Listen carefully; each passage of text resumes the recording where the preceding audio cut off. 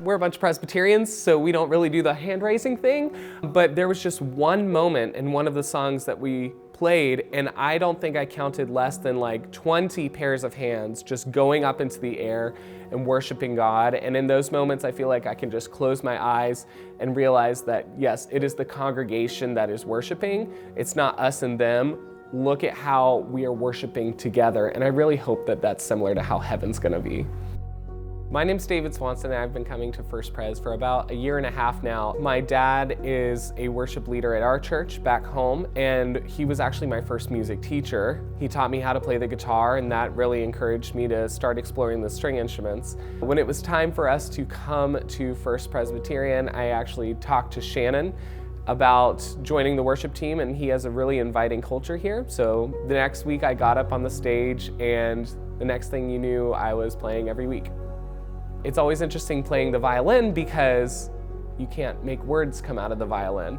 So you have to posture your heart in a way that you know what the words or the meaning of the song is, and find out what does that meaning or praise sound like. So when I'm up there creating my sound, I have to figure out how is my sound not distracting to other people or bringing attention to me, but creating a worship experience for other people so we can focus on who we're singing to rather than to create distraction or bring attention to the musician themselves.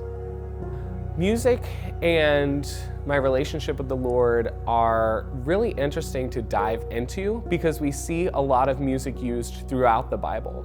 I've always thought that it's really fascinating that God asks us to worship Him in so many different ways, but one of which being music. I think it points to God's goodness that He asks us to worship Him through something that's pleasant to us. God doesn't ask for much when it comes to how He wants us to be living our lives, but worshiping God is something that He asks for.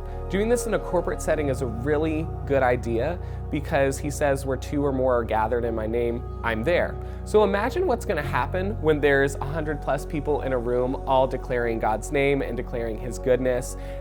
I think it's important for us to realize that as a community, music can go ahead and bring us together. Imagine how much further and deeper it's going to bring us together if we're declaring truth about God's character and about His goodness. I think that that helps strengthen relationships. I think that that really helps us to kind of corporately agree on what we think God's character is. I would invite any members of our community to come to First Pres, come and experience in-person worship so that you can experience what that's like to live in God's presence and community together.